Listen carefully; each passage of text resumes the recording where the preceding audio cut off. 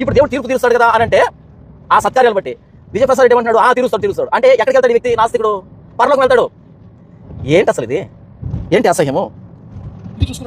క్రైస్తవులు మాత్రమే నిత్య జీవం పొందుతారు అన్నది కరెక్ట్ కాదు. ముస్లింలు క్రైస్తవులు మాత్రమే నిత్య జీవం పొందుతారన్నది వాస్తవం కాదంట. వింటున్నారా? క్రైస్తవులు మాత్రమే నిత్య జీవం పొందుతారన్నది వాస్తవం కాదంట.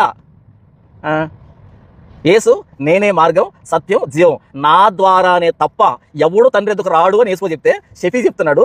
బైబిల్ సెమినార్లో అక్షయాహార వితరణ సదస్సులో షఫీ చెప్తూ ఉంటే ఎదురుగా కూర్చున్న వీపీ వింటూ ఉన్నాడు. ఏమని? క్రైస్తవులు మాత్రమే పరలోకం పోతారన్నది వాస్తవం కాదు అని చెప్తున్నాడు. ఎవరైనా కానీ సత్క్రియలు చేస్తే వారికి నిత్య జీవం ఉంది అని లేకుండా కేవలం ఒక నాస్తికుడుగా ఉన్నాడు.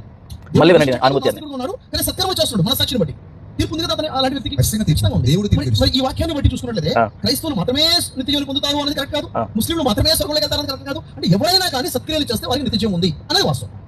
ఈ వాక్యాలు ప్రజలకి ఎప్పుడైతే మంచి ఇప్పుడు తెలిసిందనుకోండి. విన్నారా? ఎవరైనా సరే యేసుని నమ్మకుండా సత్కార్యాలు చేస్తే వాళ్ళు దేవుని దగ్గరికి వెళ్తారు అన్నది ఫైనల్గా తేల్చింది.